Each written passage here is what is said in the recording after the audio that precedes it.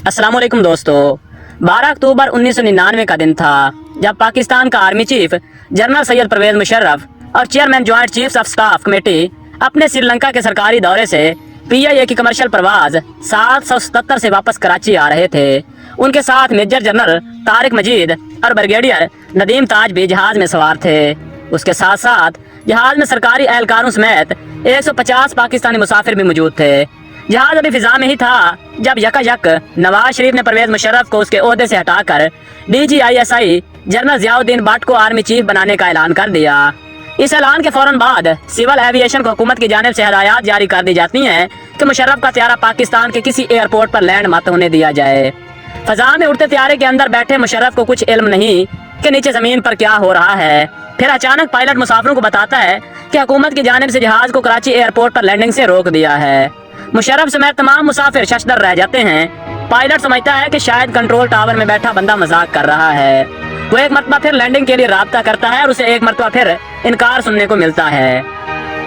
इस दौरान त्यारा फजा में 30 मिनट तक गर्दिश करता रहता है। जहाज में फ्यूल का लेवल कम होना शुरू हो चुका था। मुसाफिर बुलंद आवाज में कलमा तैयबा का विर्द शुरू कर चुके थे। मुशर्रफ अपनी सीट से उठकर कॉकपिट में जाता है। कंट्रोल टावर से खुद राब्ता करके कहता है कि वो आर्मी चीफ पाकिस्तान है, जहाज को लैंड क्यों नहीं करने दिया जा रहा।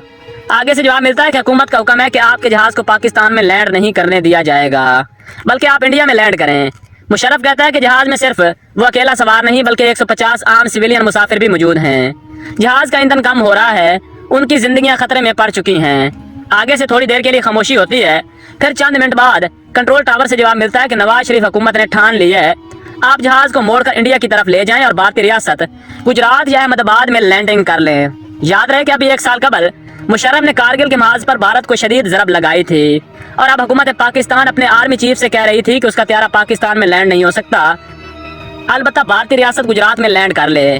उस वक्त गुजरात का वजीर आला भी इंतहा पसंद हिंदू मोदी ही हुआ करता था। मुशर्रफ ये सुनकर सकते में था। उसने पायलट से कहा कि वो कराची के बजाय नवाबशाह एयरपोर्ट की तरफ जहाज मोड़ ले और वहां लैंडिंग की कोशिश करे।